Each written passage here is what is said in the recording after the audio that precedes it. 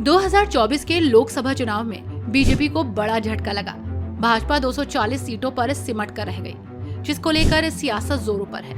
महाराष्ट्र में लोकसभा चुनाव परिणाम के बाद से वार पलटवार का दौर जारी है। इस बीच शिवसेना यूबीटी के नेता संजय राउत ने महाराष्ट्र और बीजेपी पर जमकर निशाना साधा। उन्होंने कहा कि महाराष्ट्र में भारतीय जनता पार्टी को लोकसभा चुनाव में जो नुकसान हुआ है वो एकनाथ शिंदे और अजीत पवार की वजह से हुआ है। संजय राउत ने सीएम एकनाथ शिंदे पर हमला करते हुए कहा कि शिंदे को धनबल और पुलिस बल के कारण 7 सीटें मिली हैं। बीजेपी को जो असली नुकसान हुआ वो एकनाथ शिंदे और अजीत पवार के पार्टी तोड़ने के फैसले की वजह से हुआ। वहीं 400 पार का नारा पीएम मोदी ने दिया था। उन्हें बोलिए, हिम्मत है, बोलिए कि 400 पार का नारा दिया था और आप 300 भी क्रॉस नहीं कर पाए। जनता पार्टी का महाराष्ट्र में जो नुकसान हुआ है वो शिंदे की वजह से हुआ है।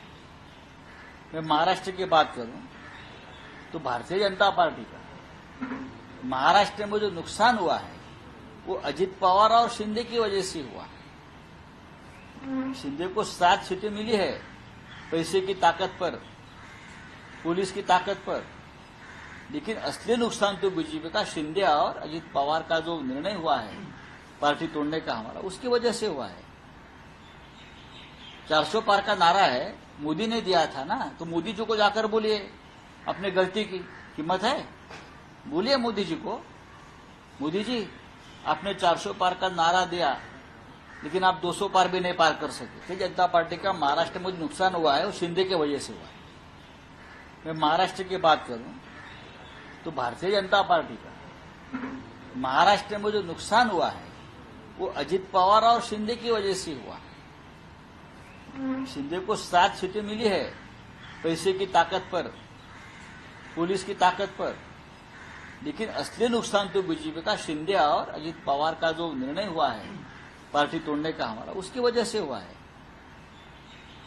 400 पार का नारा है, मोदी ने दिया था ना, तो मोदी जी को जाकर बोलिए अपने गलती की हिम्मत है, बोलिए मोदी जी को, मोदी जी आपने 400 पार का नारा दिया लेकिन आप 200 पार भी नहीं पार कर सके। आपको बता दें कि उद्धव ठाकरे गुट के नेता संजय राउत एकनाथ शिंदे के बयान पर प्रतिक्रिया दे रहे हैं। आपको बता दें कि शिंदे ने मुंबई में कृषि लागत और मूल्य आयोग की एक बैठक में कहा कि विपक्ष द्वारा झूठी कहानी गढ़े जाने के कारण हमें कुछ स्थानों पर नुकसान हुआ।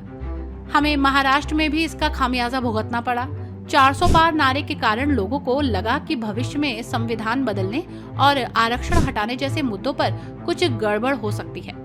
आपको बता दें कि बीजेपी ने लोकसभा चुनाव से पहले 400 पार का नारा दिया था।